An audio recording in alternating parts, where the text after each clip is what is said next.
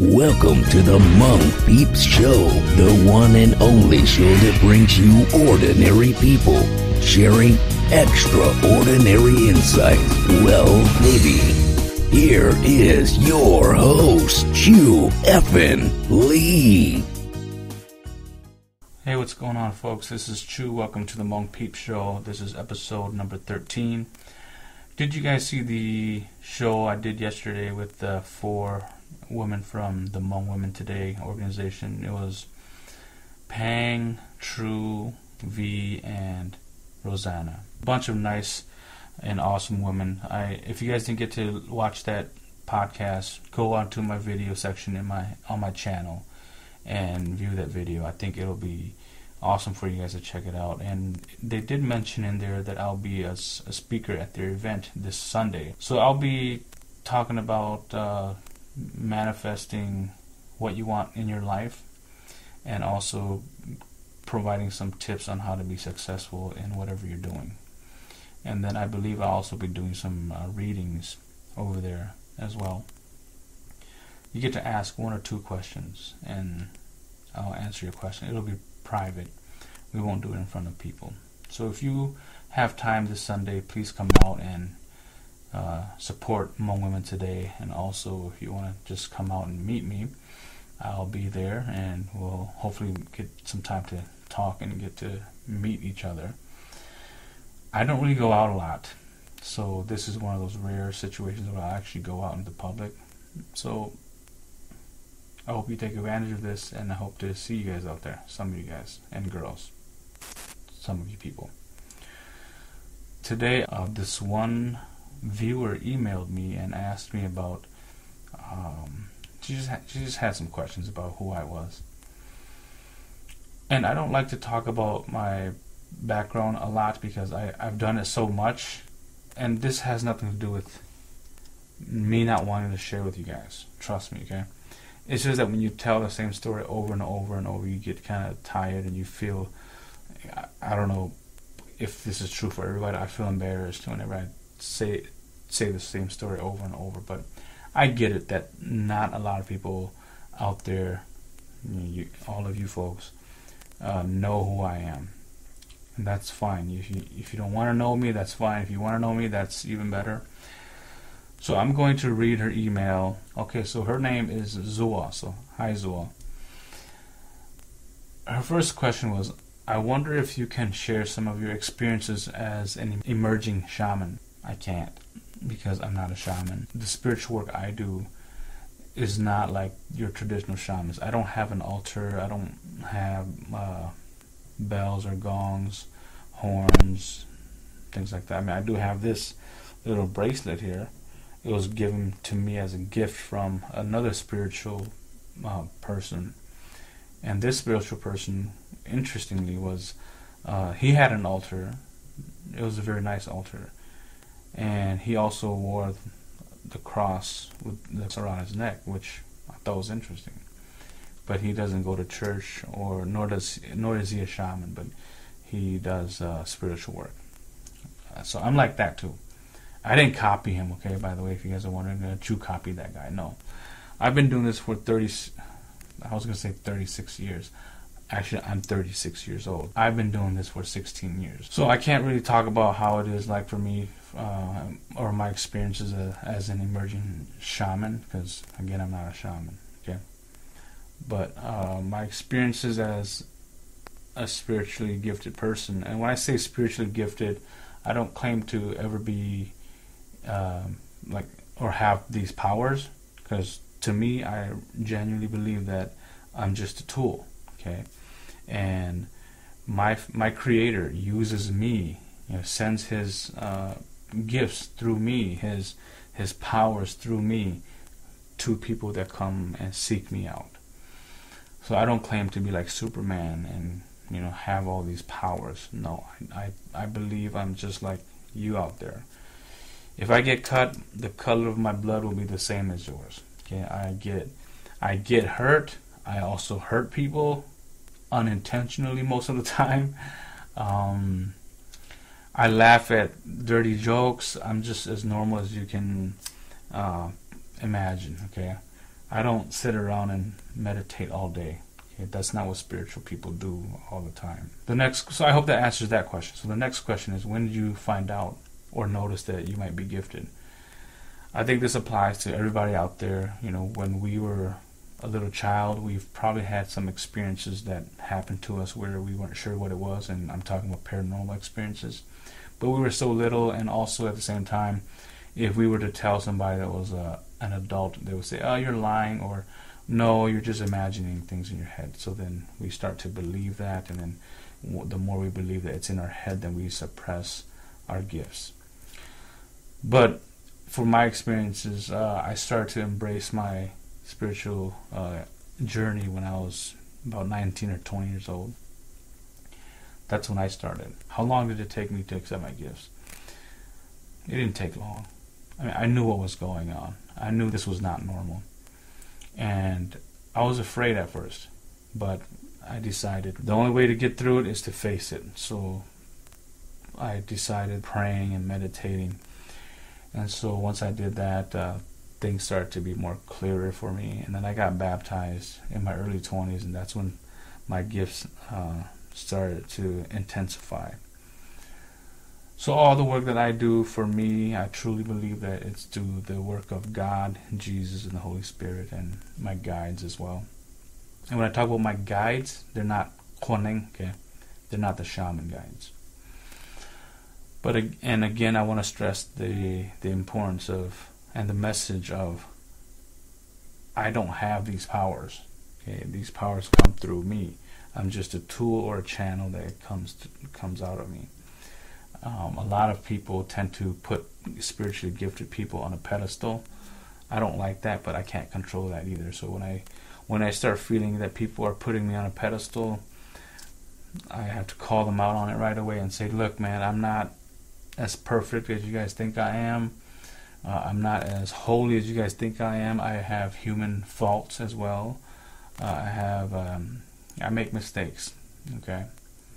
Not a lot of bad mistakes, but I am human too, I don't like to hurt people or cause pain to people, but sometimes I do that unintentionally, just like a lot of you might have done that yourselves, okay? Okay, so what are your thoughts about being committed to Oneng? Again, I don't do shaman stuff, but I can talk about my thoughts about being committed to my journey. Okay, so being committed to my spiritual journey, it hasn't been an easy road. When I first started, it was very difficult because I was battling with myself. Like, is this really happening to me? Why is it happening to me? Those questions are, common questions when you first start off. But a lot of people can look at the spiritual gifts as a blessing or a curse. It's tough to say. It depends on how you manage it. I think that's what it really comes down to. Because if you are the type of people who don't like to help people, this is going to be a tough commitment, okay?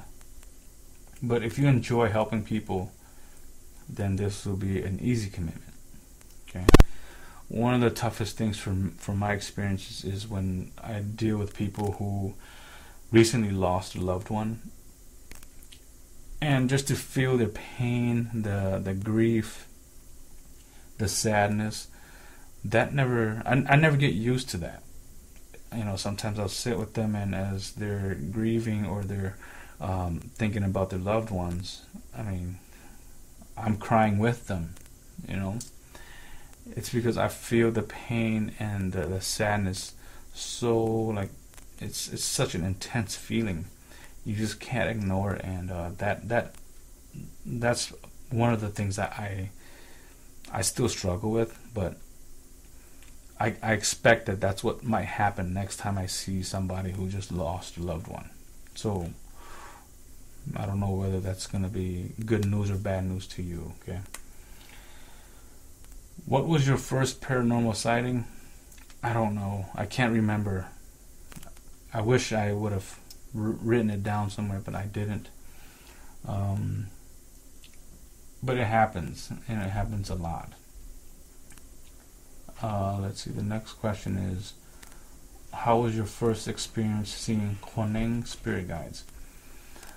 For me, when I first saw the spirit guides, it was a very happy experience, because it was one of those things where finally, here's what you look like. I'm just very happy that we finally got to meet.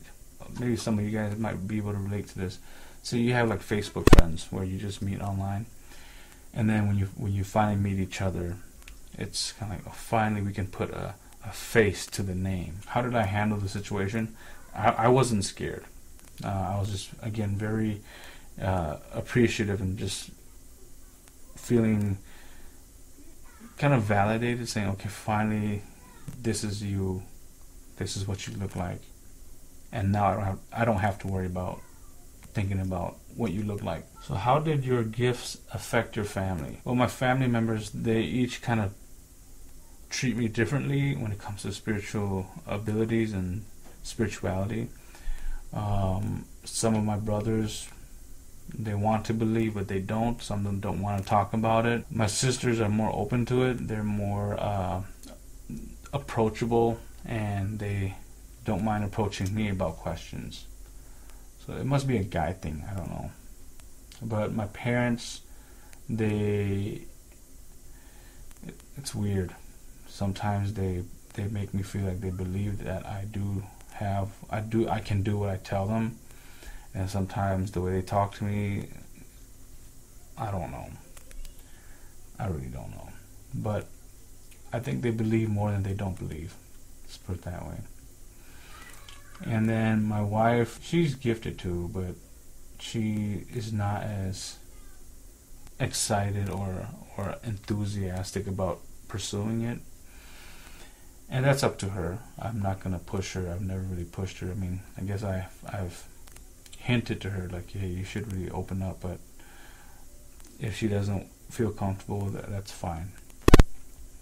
My two kids, we've recently started to have these conversations about seeing ghosts, seeing spirits, being able to feel spirits.